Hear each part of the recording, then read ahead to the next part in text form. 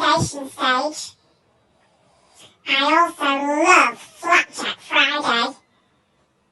And I miss seeing you all in assembly. The Singing Mermaid by Julia Donaldson. Did you ever go to Silver Sands on a sunny summer's day?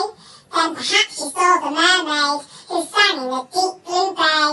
She sang to the fish in the ocean, to the haddock, the hake and the ling, and they flashed their scales and they swished their tails to hear the mermaid sing. And sometimes the Singing Mermaid swam to the silvery shore. She sat and combed her golden hair, and then she sang some more. She sang to the cockles and the mussels, she sang to the birds on the wing, and the seashells clapped and the seagulls flapped to hear the mermaid sing.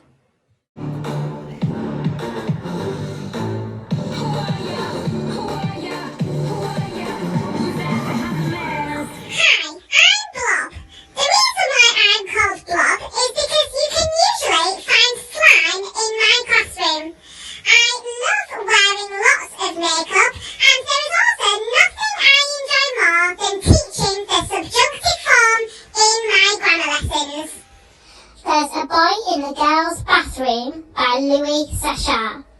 Bradley Chalkers sat at his desk in the back of the room, last seat, last row. No one sat at the desk next to him or at the one in front of him. He was an island. If he could have, he would have sat in the closet. Then he could shut the door so he wouldn't have to listen to Mrs. Ebel. He didn't think she'd mind. She'd probably like it much better that way too.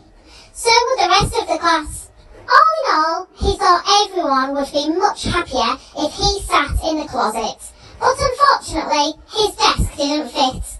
Class, said Mrs. Ebel, I would like you all to meet Jeff Fishkin.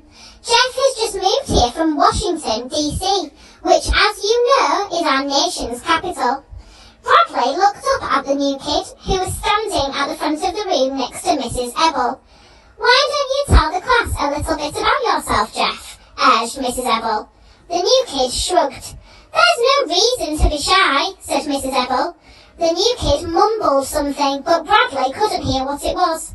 Have you ever been to the White House, Jeff? Mrs. Ebel asked. I'm sure the class would be very interested to hear about that. No, I've never been there, the new kid said very quickly as he shook his head. Mrs. Ebel smiled at him. Well, I guess we'd better find you a place to sit. She looked around the room.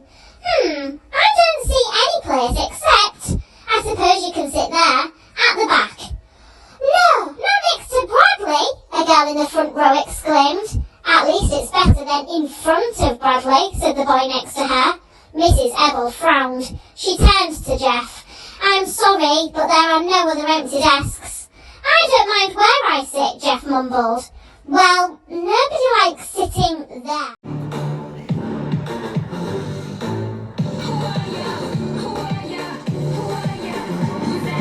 Hello everyone, I'm Penguin.